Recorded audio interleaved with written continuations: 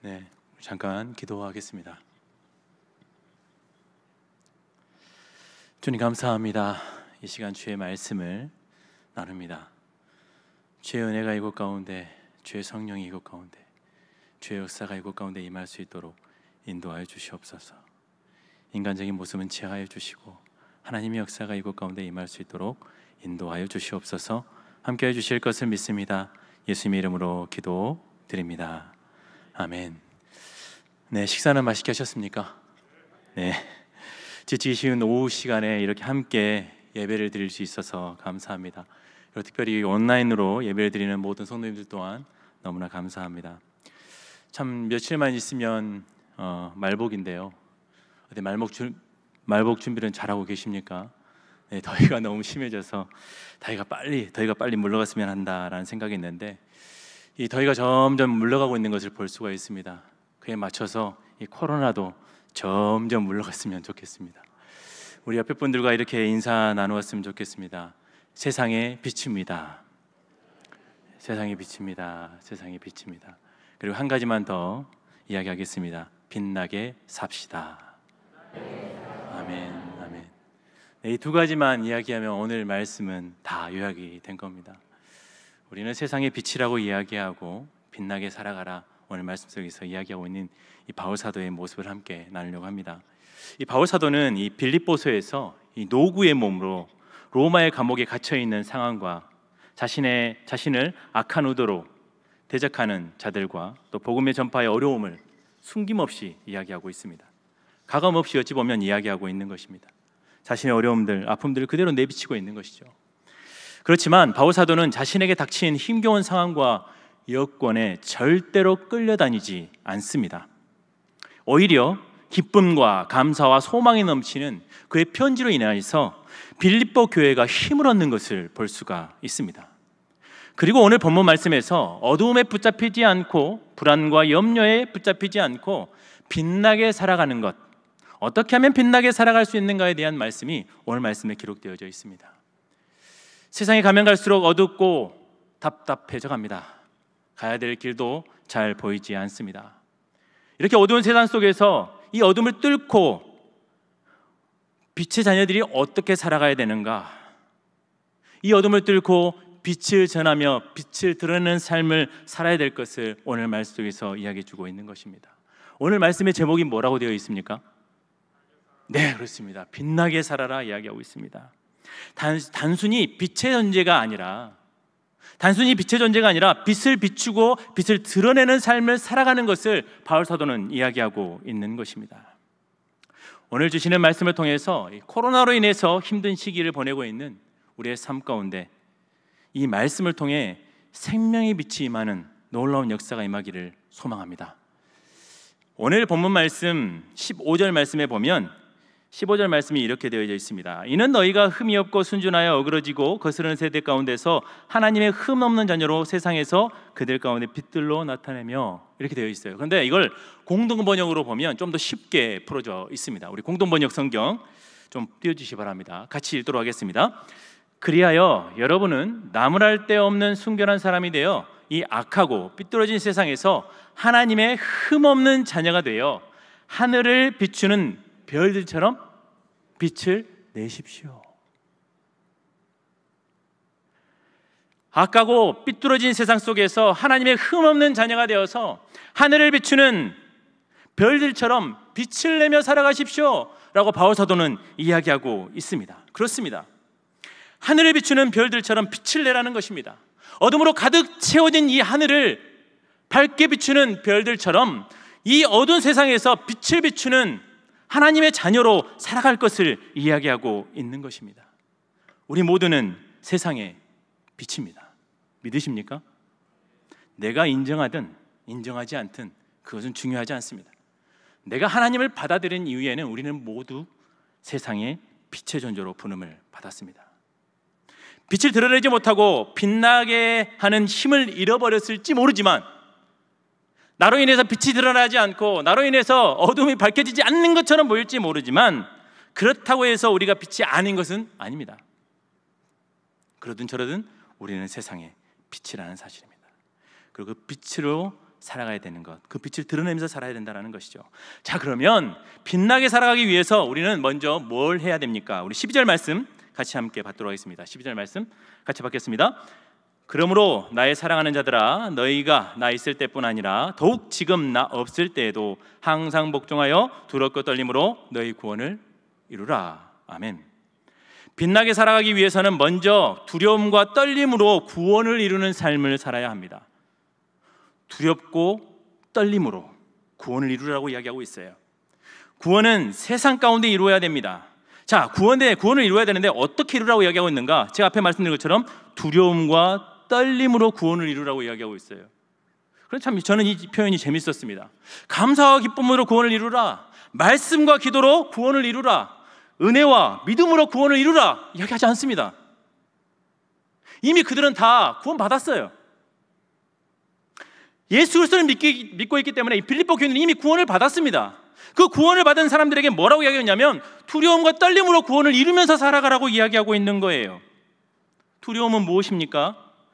두려움, 놀람, 당황을 의미하기도 하지만 경외와 존경의 의미도 가지고 있습니다.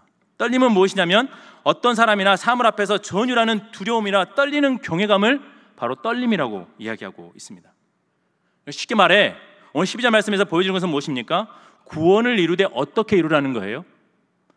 두려움과 떨림이 있어야 된다는 거예요. 그런데 두려움과 떨림이 없는 상태로 구원을 이루어가며 살아가는 사람들이 많다라는 것입니다. 로마서 3장 13절부터 18절까지의 말씀을 잠깐 보도록 하겠습니다. 로마서 3장 13절에서 18절까지의 말씀 같이 받겠습니다.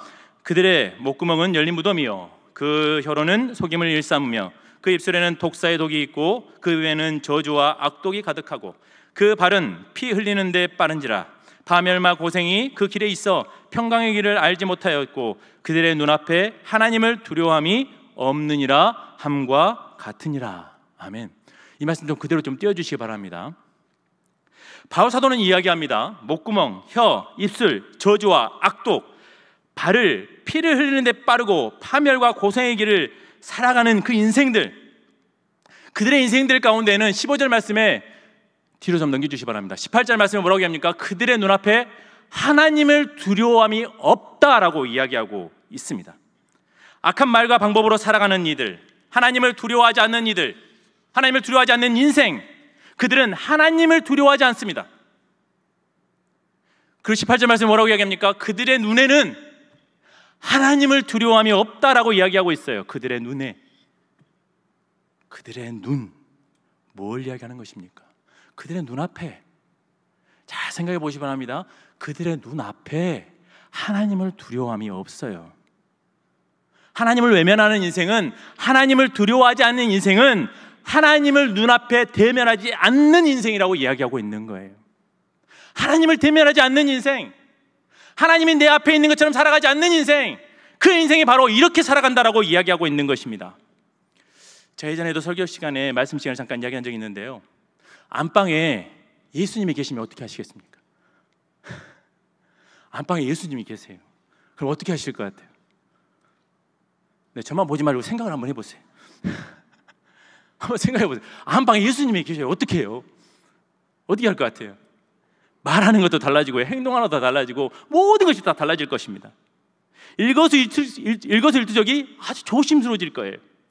그리고 길을 갈 때마다 직장에서, 차에서, 카페에서 어디를 가든지, 특히 남자분들은 차 안에서 예수님 한 뼘 옆에 타고 계신다고 생각해 보세요. 어떻게 될까요? 달라질 겁니다. 안 달라질까요? 바뀌게 될 거예요. 왜 그렇게 달라집니까? 왜 그렇게 달라질 수밖에 없습니까?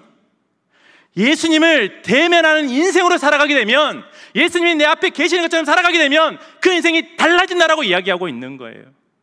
그런데 중요한 사실은 예수님께서 안 계시는 것처럼 보이지만 예수님 계십니까? 안 계십니까? 하나님 계셔요? 안 계셔요? 성령님 계셔요? 안 계셔요? 살아 계십니다. 여전히 나와 동행하고 계셔요. 우리가 잊어버렸을지 모르겠지만, 우리의 눈앞에 안 보일지 모르겠지만 여전히 성령님께서는 나와 함께 계시고 하나님께서는 나와 동행하면서 살아가고 계신다라는 거예요. 여전히 나와 함께 동행하고 살아가고 계시는 그 하나님이 계시다라는 사실입니다.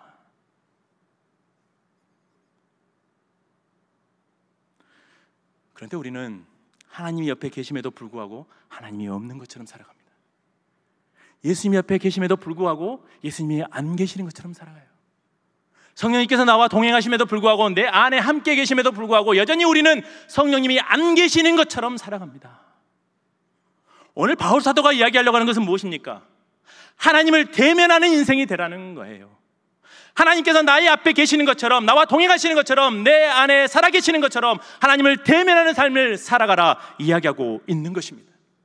하나님을 대면하며 살아가게 되면 우리의 마음 가운데 어떤 마음이 생기겠습니까? 두려움과 떨림으로 살아가게 됩니다. 두렵지 않겠어요? 떨리지 않겠어요? 하나님 앞에 계시는데요. 하나님 나와 동행하시는데요. 떨림이 없을까요? 두려움이 없을까요? 내 말 한마디 할 때마다, 내 행동 하나 할 때마다, 사람을 대할 때마다, 어떤 일을 할 때마다 예수님께서, 하나님께서 내 앞에 계신다면 우리의 삶은 그 두려움과 떨림이 있을 것입니다. 왜 믿는 자들에게 문제가 있습니까? 교회 안에서, 교회 안과 교회 밖이 왜 달라지는 것입니까? 하나님을 대면하는 인생으로 살지 않기 때문에 그러는 거예요. 언제 어디서든지 하나님을 대면하는 삶을 살아가게 되면 우리의 마음 가운데 두려움과 떨림이 떠나지 않을 거예요. 오늘 바울 사도는 이야기합니다. 두려움과 떨림으로 구원을 이루며 살아가라. 세상 가운데서 하나님이 내 앞에 계시는 것처럼, 하나님이 나와 동행하시는 것처럼, 내가 카페에 가든지 길을 가든지 직장에 가든지 어디를 가든지 간에 하나님께서 나와 동행하시는 것처럼 그 두려움과 떨림으로 살아가라, 그 두려움과 떨림으로 구원을 이루며 살아가라 말씀하고 계시는 겁니다. 어떻게 살아가시겠습니까?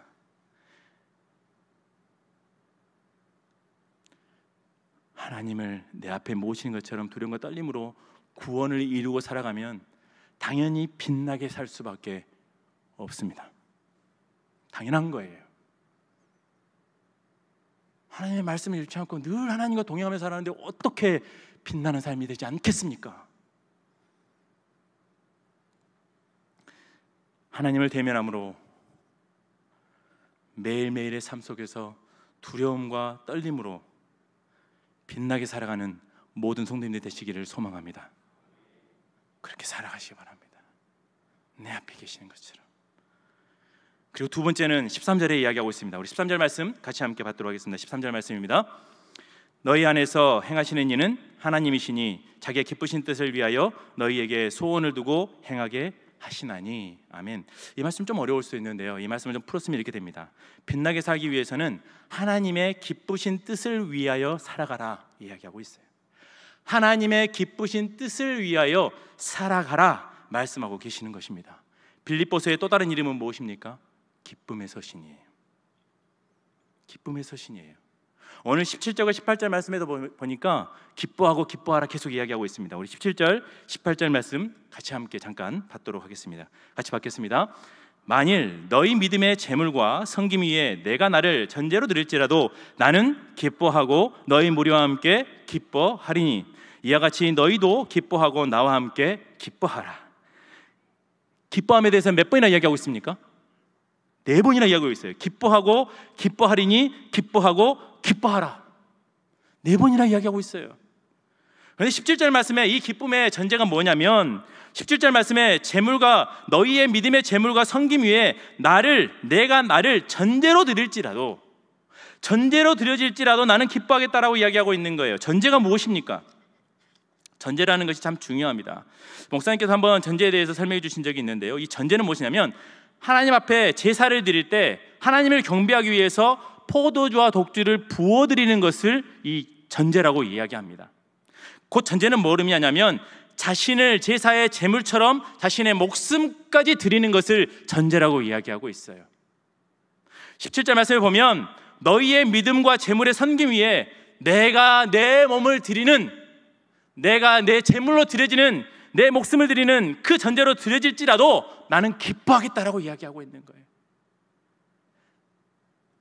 너희들의 믿음이 성장하고 너희들의 섬김이 성장하고 너희들의 삶의 모습들이 하나님이 기뻐하는 삶으로 나아갈 수 있다면 내가 드려줘도 상관이 없다라고 이야기하고 있는 거예요. 빌립보 교인들의 믿음의 재물과 섬김을 위해서 자신을 드리는 것, 그것 또한 기뻐하고 기뻐하리라 말씀하고 있습니다. 자신이 드려줘도 기쁘다는 거예요. 왜요? 그것이 하나님의 기뻐하시는 일이면, 하나님께서 기뻐하시는 일이면 자신의 목숨을 드려도 기쁘다는 거예요. 하나님의 기쁨을 위해서 살아가고 계십니까? 하나님의 기쁨을 나타내기 위해서 살아가고 계십니까? 하나님의 기쁨이 나를 통해서 드러나고 있습니까? 미국의 인터스테이트 배터리스라는 회사가 있습니다. 이 회사는 1952년에 세워진 배터리 회사예요. 누가 봐도 일반적인 배터리 회사입니다. 그런데 이 회사를 주목해야 되는 이유가 있어요. 이 회사의 목적이 이렇게 되어 있습니다. 그들의 목적이 뭐라고 되어 있냐면, 그들 홈페이지에 그대로 나와 있어요. 그들의 목적이 뭐라고 되어 있냐면, 하나님을 찬양하고 삶을 풍요롭게 하기 위해서 우리가 가장 신뢰하는 힘의 군원을 세상에 전달하는 것이다. 그리고 우리는 정직, 겸손, 봉사, 보살핌과 같은 성경의 원칙에 따라 사업을 함으로써 모든 사람들을 환영하고 사랑하는 방식으로 우리의 목적을 성취한다. 이렇게 되어 있어요. 회사의 홈페이지에 보면 이 회사의 주된 사업 분야는 배터리를 파는 것입니다. 그런데 그들은 이렇게 이야기해요. 그것은 단지 수단에 불과하다고 이야기하고 있어요. 그것보다 더 중요한 것은 뭐냐면, 하나님을 기쁘시게 하는 방식으로 일을 하면서 지역사회를 살리고 유통업체의 파트너와 가족들을 부양하는 것이 우리의 주된 임무다라고 이야기하고 있습니다. 이 회사의 가장 큰 핵심은 뭐냐면, 하나님 앞에 영광을 돌리는 삶이에요. 세상 가운데 회사를 기업을 이루어가고 있지만, 그 기업을 이루어가는 데 목적이, 가장 큰 목적이 뭐냐면 하나님의 영광을 위해서, 하나님의 기뻐하시는 일을 드러내는 데 있어서 자신의 모든 것들을 드리고 있다라고 이야기하고 있습니다. 인터스테이트 배터리스 회사는 어두운 세상 가운데 하나님께서 기뻐하시는 뜻을 따라서 회사를 경영하는 데 초점을 맞추고 있어요. 배터리를 파는 것 중요합니다. 근데 그것보다 더 중요한 게 뭐라는 얘기예요? 사람을 살리고 생명을 살리는 일에, 그들의 살리는 일에 집중함으로 인해서 하나님께서 기뻐하시는 일을 직원들이 함께 행복함으로 이루어가는 것이 그들의 주된 목적이라는 거예요. 한번 인터넷에 들어가 보세요. 들어가 보시면 배터리밖에 안 나옵니다. 배터리만 나와요. 배터리만. 그런데 그들의 목적과 그 사업을 운영하고자 하는 그 방식과 방법에 있어서 정확하게 드러나 있습니다. 하나님께서 기뻐하시는 뜻이 무엇이냐? 하나님의 기뻐하시는 뜻을 드러내기 위해서 사업을 운영하는 거예요. 그 목적을 위해서 살아가는 거예요. 그 목적으로 사람을 살리는 거예요. 우리의 삶은 어떠합니까? 내 삶의 모습을 통해서 하나님의 기뻐하심이 드러나고 있습니까? 하나님의 기뻐하심을 위해서 살아가고 계십니까? 어떤 삶을 살아가고 계세요? 세상의 기업도 하나님의 뜻을 드러내기 위해서, 하나님의 기뻐하시는 뜻을 드러내기 위해서 살아갑니다.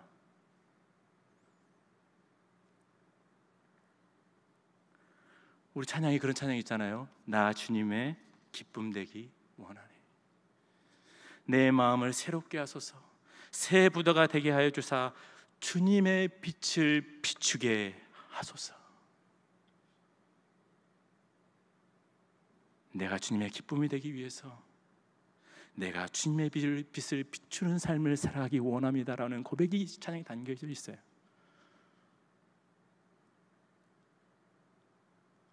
주님의 기쁨이 되기 원하십니까? 주님의 기쁨이 되기 원하십니까? 주님의 기쁨이 되기 원하십니까? 주님이 기쁨이 되어진 존재로 살아가게 될 때 우리는 빛나는 존재로 살아갈 수 있어요. 내가 억지로 비추지 않아도 주님의 기쁨의 존재로 되는 살아가는 삶을 살면 우리는 빛나는 존재로 살아갈 수 있습니다. 자, 세 번째는 뭐냐면, 세 번째 보도록 하겠습니다. 14절 말씀입니다. 짧습니다. 14절 말씀 같이 받겠습니다. 모든 일을, 같이 읽겠습니다. 시작. 모든 일을 원망과 시비가 없이 하라. 아멘. 아주 짧아요. 빛나게 살기 위해서는 원망과 시비가 없이 살아가야 합니다. 모든 일에 원망과 시비 없이 하라는 것, 잘 보시기 바랍니다. 모든 일이에요. 모든 일, 나에게 주어지는 모든 일들 가운데 원망과 시비가 없이 해야 됩니다. 대부분의 사람들은 좋은 일과 받아들이기 쉬운 일에는 원망과 시비 없이 잘 해결할 수 있습니다. 그러나 감정이 상하고 기분 나쁜 일이, 받아들이기 힘든 일들이 일어나게 되면 원망과 시비가 끊임없이 일어나는 것을 볼 수가 있습니다. 내 감정이 상하고 내 마음이 상하면 원망과 시비가 계속해서 일어나게 돼 있어요. 자, 원망과 시비 없이 살려면 어떻게 해야 되는가? 우리 사무엘상 24장 4절과 6절 말씀 잠깐 받도록 하겠습니다. 사무엘상 24장 4절과 6절 말씀입니다. 우리 4절 말씀 먼저 받겠습니다. 다윗의 사람들이 이르되 보소서, 여호와께서 당신에게 이르시기를 내가 원수를 내 손에 넘기리니 내 생각에 좋은 대로 그에게 행하라 하시더니 이것이 그 날이니이다 하니 다윗이 일어나서 사울의 겉옷자락을 가만히 베니라. 6절입니다. 자기 사람들에게 이르되 내가 손을 들어 여호와의 기름 부음을 받은 내 주를 치는 것은 여호와께서 금하시는 것이니 그는 여호와의 기름 부음을 받은 자가 됨이니라 하고. 아멘. 다윗과 그를 따르는 무리들이 엔게디 광야의 굴에 있을 때 마침 그곳에 사울 왕이 이를 보기 위해서 그곳으로 들어오게 됩니다. 4절 말씀 잠깐 보겠습니다. 4절 말씀 뭐라고 이야기합니까? 다윗의 사람들이 뭐라고 이야기합니까? 하나님께서 원수를 당신의 손에 넘기셨으니 좋을 대로 행하시옵소서. 어찌 보면 당연한 겁니다. 다윗의 사람들의 말이 맞을 수 있어요. 자신을 죽이기 위해서 온 힘을 기울이고 있는 그를 내버려 두는 것은 다윗이 용납할 수 없는 일일 수도 있습니다. 그러나 다윗은 어떻게 합니까? 4절 말미에 뭐라고 돼 있어요? 사울의 뭘 잘랐어요? 겉옷자락만 가만히 베고 갑니다. 왜 그렇게 행동했을까요? 6절 말씀 보여주시기 바랍니다. 왜 그렇게 행동했을까요? 6절 말씀에 다윗은 그렇게 이야기합니다. 여호와의 기름 부음을 받은 자.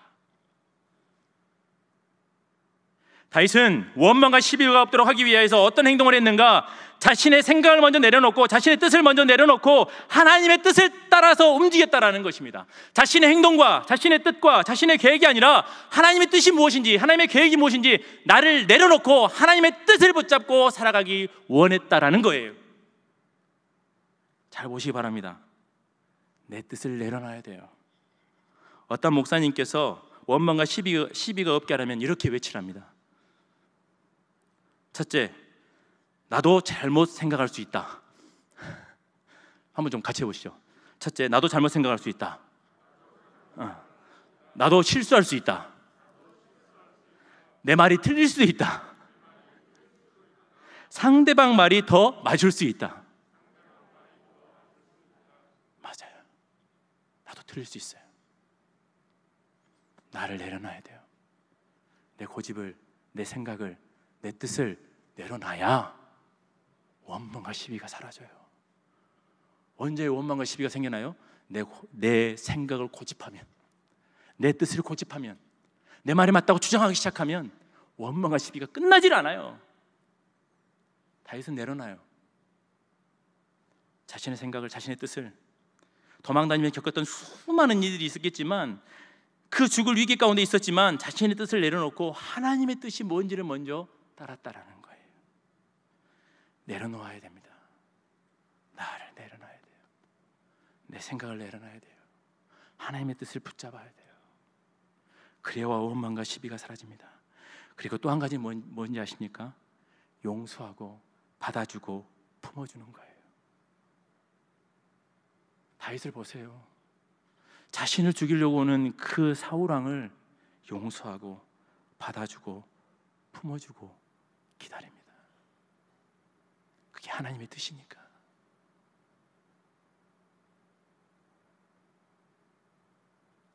원망과 시비 없이 하기 위해서는 내가 먼저 용서하고 내가 먼저 받아주고 내가 먼저 품어주고 내가 먼저 이해해줘야 돼요. 다윗이 그렇게 하잖아요. 그리고 하나님께 맡겨드려요. 내가 먼저 치고받고 때리고 원 없이 퍼붓는 것이 아니라 하나님 앞에 맡겨드리는 거예요. 어떻게 해요? 그냥 맡겨드리는 것이 아니라 용서하고 받아주고 품어주고 이해하면서 하나님 앞에 맡겨드리는 거예요. 하나님의 뜻대로.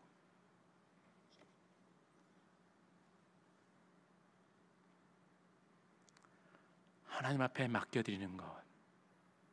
내 앞에 있는 그 사람이 나에게 비방하고 손가락질하고 원망하고 비수가 꽂히는 말을 할 때 왜 안 일어납니까? 일어나죠. 다윗도 마찬가지였을 거예요. 일어나죠. 저는 우리 교회가 여기까지 오는 데 있어서 이 마음이 있었기 때문에 여기까지 왔다라고 생각합니다. 서로 실수할 수도 있었고, 서로 힘든 말을 할 때도 있었고, 비수가 꽂히는 말을 할 때도 있었지만, 그래도 여기가 우리 교회가 여기까지 올 수 있었던 것은 용서하고 받아주고 품어주고 하나님 앞에 맡겨드리는 마음이 있었기 때문에 여기까지 온 것이라고 생각합니다. 믿으십니까?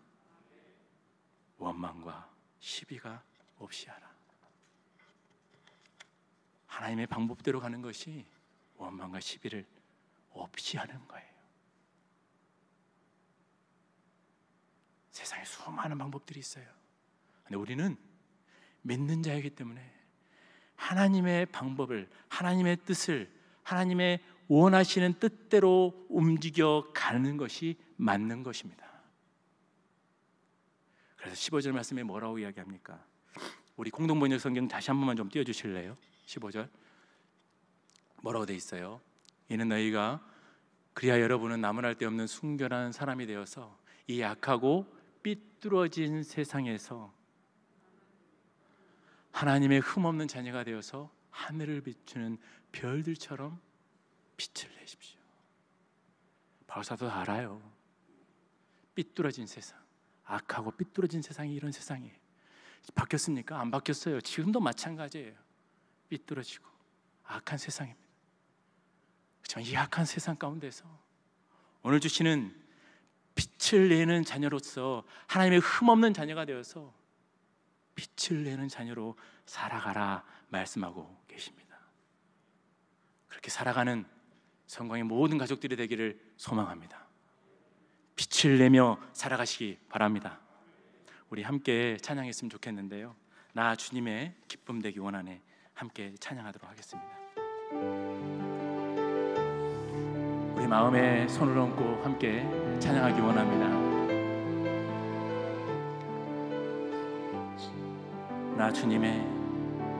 나 주님의 기쁨 되기 원하네.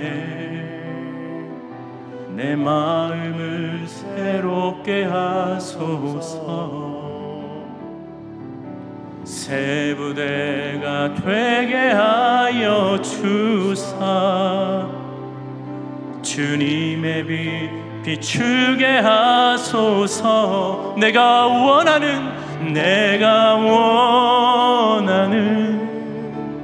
한 가지 주님의 기쁨이 되는 것. 내가 원하는 한 가지 주님의 기쁨이 되는 것. 우리 다시 한번 고백합니다. 나 주님의 우리 눈을 감고 찬양하기 원합니다. 내 마음을 새롭게 하소서. 새 부대가 되게 하여 주사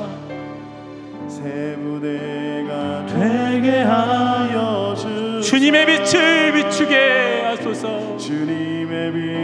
비추게 하소서. 내가 원하는 한 가지 주님의 기쁨이 되는 것. 내가 원하는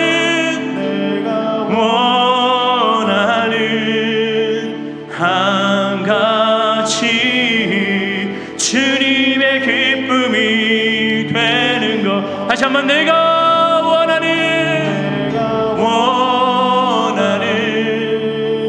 한 가지 주님의 기쁨이 되는 것.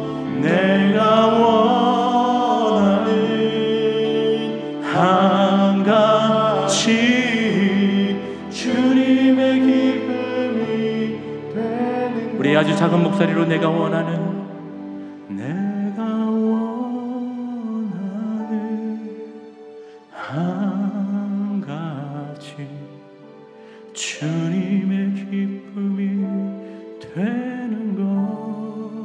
내가 원하는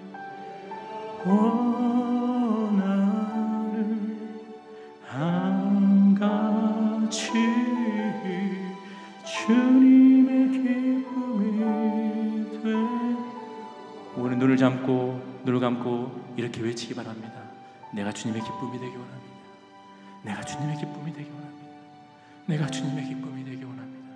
주여, 내가 주님의 기쁨이 되기 원합니다. 주여, 내가 주님의 기쁨이 되기 원합니다. 주여, 내가 주님의 기쁨이 되기 원합니다. 나를 만지소서. 나를 변화시키소서. 내가 주님의 기쁨이 되기 원합니다. 주여, 나를 만지소서. 나를 변화시키소서.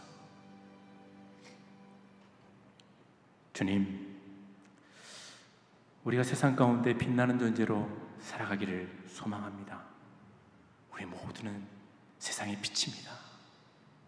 그 빛의 사명을 놓치지 않게 하여 주시옵소서. 그 빛의 사명을 붙들며 살아가는 인생이 될 수 있도록 주여 역사하여 주시옵소서. 하나님을 눈앞에 대하듯 삶의 자리에서 두렵고 떨림으로 구원을 이루게 하여 주시고, 무엇보다 먼저 하나님의 기쁘신 뜻을 따라 살아가게 하여 주시옵소서. 모든 일에 내 뜻과 고집을 내려놓고 하나님이 원하시는 뜻대로 행함으로 원망과 시비가 없도록 살아가도록 저희 모두를 인도하여 주시옵소서. 언제나 함께해 주실 것을 믿습니다. 예수님 이름으로 기도드립니다. 아멘.